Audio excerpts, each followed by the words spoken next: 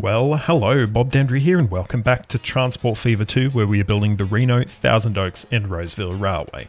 Now, last time we spent a lot of time and money building this line through to Charlotte from Hollywood. It ended up being a bit of a waste of money. As you would remember, we built this viaduct to nowhere, which we ended up eventually making work, but it took a lot of work to get this, to this sort of stage where it actually works. And we don't have a heap of passenger use. Actually, it's actually not looking too bad. 70 passengers, and we could definitely up that by getting some public transport around Charlotte as well. But what I'm going to be doing this episode, so of course we're going to be doing a bit more modernization as we've been doing the last few episodes, but I really want to double down on serving this side of our map over here. So we've got a few sort of valleys that we need to cross, but we've got towns. We've got Napierville, we've got Oklahoma City, Athens, Anchorage, Baton Rouge, and even going as far up to Dallas over there as well. And I think I have an idea of what we could do here. We could introduce some electrification into our network. So this isn't something that we've used at all so far. Obviously, in a lot of places in the US, there isn't a heap of electrification, but my understanding is that is very it is changing. Of course, you've got the Northeast Corridor, things like that. And we're going to do a bit of a, let's call this the Western Corridor line. And this is going to be expensive. We're going to be building some very high bridges. We're going to have some quite intense grades that we need to fight to make this work. But I think we can do it. So I'm going to jump in and we're going to start building. This one is going to start over at Reno and is going to pretty much immediately deviate and head off to the west to cross over to Napierville. So our challenge is going to be crossing here. So around about here is where we're going to need to make our crossing because our passengers in Napierville are on the cliffside here. So fingers crossed that's going to work for us. If it doesn't, we will, I'm sure, figure something out. But let's get building, I think. Now we do have 2 platforms here at Reno. Probably I want to up that to 3 or 4. We'll do that right off the bat. And we also want to upgrade this line to high speed as well. So let's get that done to start with. And we're also going to electrify this sort of section of track as well.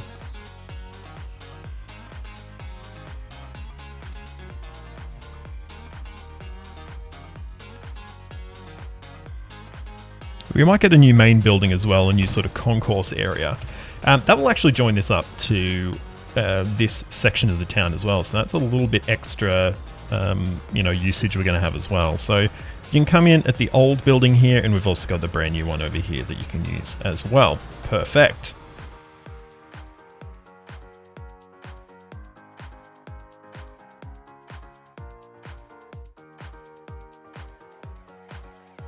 Perfect. Okay. So now what we're going to do, we're going to have some interesting movements to make, I think, here. So we are switching this over to dual track. And we will need to get some signaling in.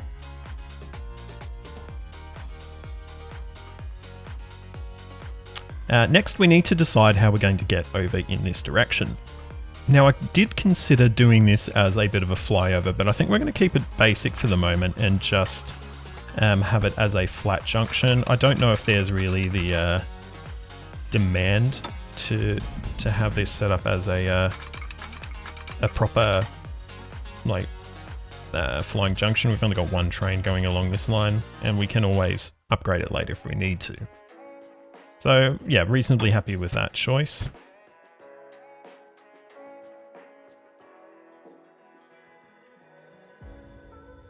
Oh, we got a complaint. What is the problem? Train 28 has no path. Okay, why do you have no path? Is that because I have forgotten to put in a crossing loop or something like that? Possibly. Oh no, it's because you're too long for this platform. Okay. That's fine, we can fix that. We just need to push back our passing loop a little bit, I think. Or our crossover, sorry. So we're just going to do that for the moment. I will fix that up in a little bit though. However, we're going to continue our journey through to Napierville right now. And it looks like we're hopefully going to be able to get up to the right level. I think we'll actually be fine. Ooh, maybe not actually. We can like just about get over there. Actually, I think we'll be okay because this level I think is actually a little bit lower. So what I might do, we'll actually make this connection first. Oh, hang on. I need to like reset my level. How do I do that? Okay, this is going to be one expensive bridge, so this better be worth it. We might, in fact, do our little pause trick so we can delete this if we need to. $40 million. What a bridge, eh? So can we make this connection? We can indeed. Perfect. So we are doing a little bit of cutting, but I expected we'd probably need to do that.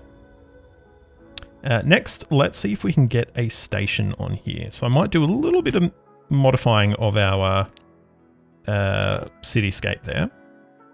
So what I want to try and do is get a nice straight road, sort of maybe through here or so. And we'll use that as our axis on which we're going to put our station. I think that should be fine. Well, let's see if we can fit it. We're going to go up to 320. This is going to be a big boy. High speed, catenary. Yeah, not too bad, actually. We're doing a little bit of terraforming here, but I think we should be able to make that connection. I'm hoping, anyway. Can we connect to you guys? Ooh. Maybe not.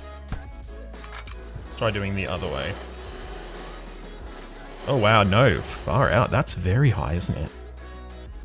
Wish we could do like some like underground stations. That would be very cool, but we can't. Can we lower you? We can. This is going to be sort of like a sunken station, I guess.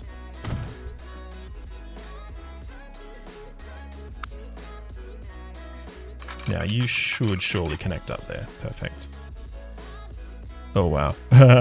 Wow. Yeah, we'll do that. That's fine. We can fix it up if we need to. And we just need to make our connection here. So we'll need to pull this out and then we can get a street at this level, I guess.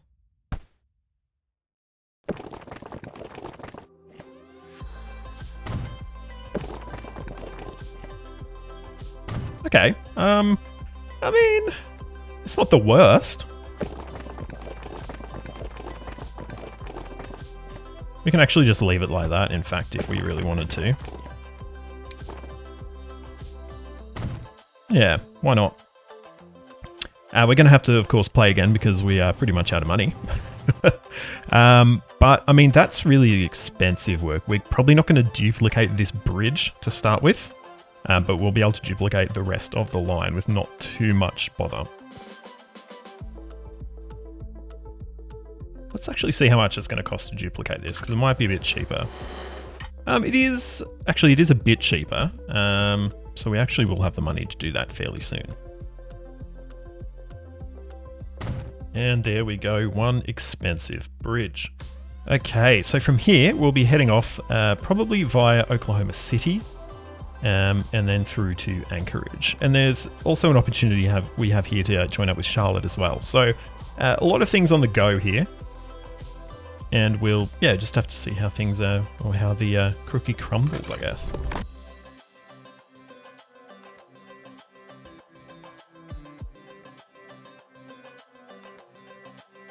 Now this is going to be an expensive bridge. Look at that. Wowzers. Okay, so I guess what we're going to do for the moment, we are going to start to get a service set up through to Naperville, or Naperville, I should say. And that should hopefully start getting a little cash in for us. But yeah, continuing on to Oklahoma City and beyond is going to be quite an expensive little project. Alright, and we finally got a bit of cash in hand that we can start creating this new electric service. So I'm thinking we're going to go with this EMD AEM7. if we have a look at, it's 1975. It's reasonably old, but there's not a heap of cars or a heap of different trains available in this one. So I think we're just going to have to deal with it. Get it probably just as long as we can. 170 meters, 360 capacity. Decent. Happy with that. And then we'll get a line set up and get it running. Apparently we're missing some electric tracks. Ah, yes. Right out of our depot.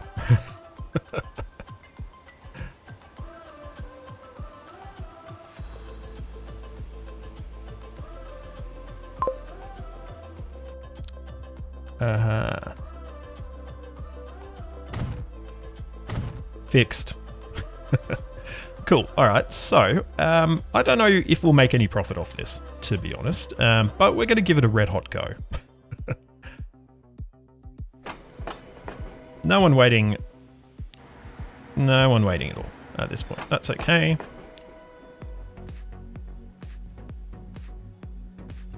I'm going to call it Western Line. And we might get some public transport set up over at Naperville to hopefully facilitate some movements.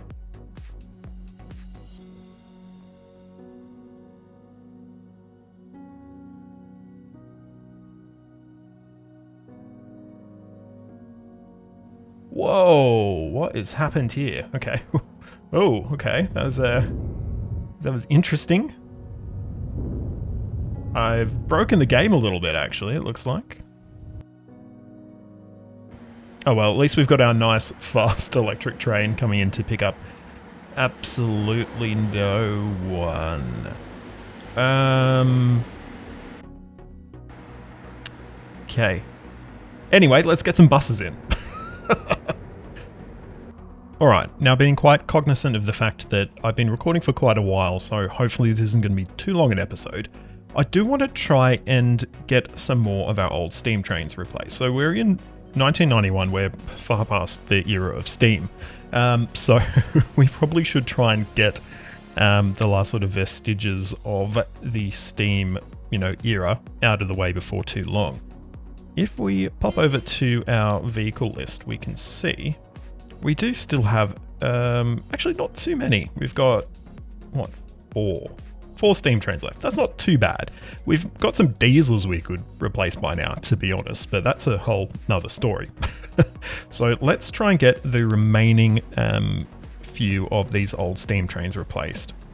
So first of all, we've got one of our old wood trains here. So I'm going to jump in and we're going to see what we're going to pay to get this replaced. Now we're using old state cars here as well. We're using these ones here. So we may want to replace them entirely as well.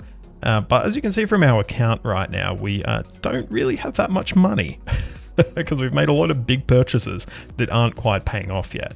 Now we have unlocked the brand new C48W-8s, or they're similar to Dash 8s anyway. We've got the SD40s as well. We're probably going to go with the Dash 8s, to be honest. We've got like high top speed and more tractive effort. They're not massively different trains, so I'm happy with making those changes.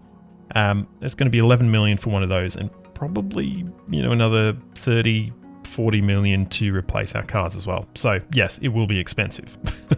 Another thing we could do is switch one of our bricks trains to use the Dash 8, because these are more mainline trains. They're probably more exposed, to potentially slowing down other traffic.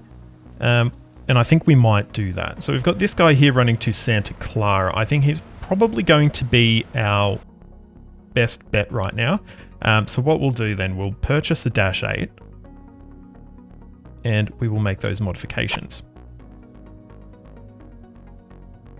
Nice easy one there. And now we have train 32 here that we need to put on our wood line. Now that we've made that change, we are going to go to our wood line and make some modifications to it. We're going to sell this old train here, and we are going to put our new should be at the front. That's quite annoying. That's all right. We can just move all of these down here like so. And we actually do have some new ones there as well. So when we get to the point of replacing those, which we'll need to do soon, we don't have to replace everything. So that's good. I'll get us a little bit of money back. And happy days. Lovely, look at that. Massive, powerful locomotive. and it is serving our community well. Over at Naperville, we've got almost 60 passengers waiting now, so it is slowly building up. We're definitely not going to be anywhere near making profit, but, you know, it's happening just a little bit slower than we would have expected. So if we'd had the 100 million in hand just to pop over here to Oklahoma, that would, of course, increase the throughput on this line anymore, but I think that's going to be a while away at this point. All right, next we've got our Santa Clara to Thousand Oaks tool train. This one is actually a somewhat important one because it actually takes goods in both directions. That wasn't intentional for me, but it happens. So I'm going to allow it to, I guess, secondarily fulfill a need that potentially we haven't noticed. And it's going to be stuff going up to Lancaster and also to Fontana, you would think. But that is fine. I'm happy to allow that. But we'll give it a little bit of a boost by getting it upgraded. Perfect. Next, we've got our train running from Thousand Oaks to Ann Arbor delivering fuel. This is another one. This is a mainline train. It actually runs on our passenger tracks. We could switch it over if we wanted to, but I'm happy with it doing it at this point. So this is another good candidate to upgrade to a Dash 8 as well.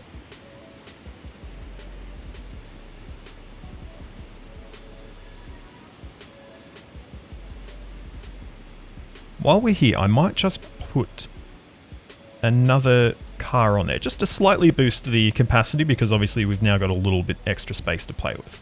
So we'll get that in play now. Lovely.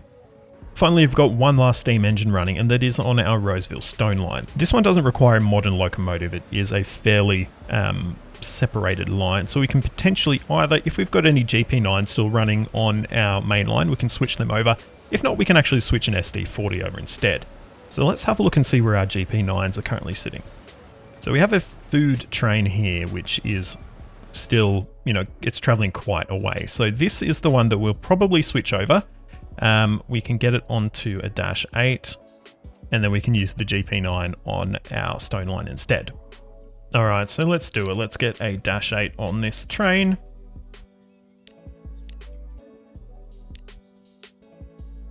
You can pop down there, and then we'll get a few more boxcars purchased as well, just to up the capacity just a little tiny bit.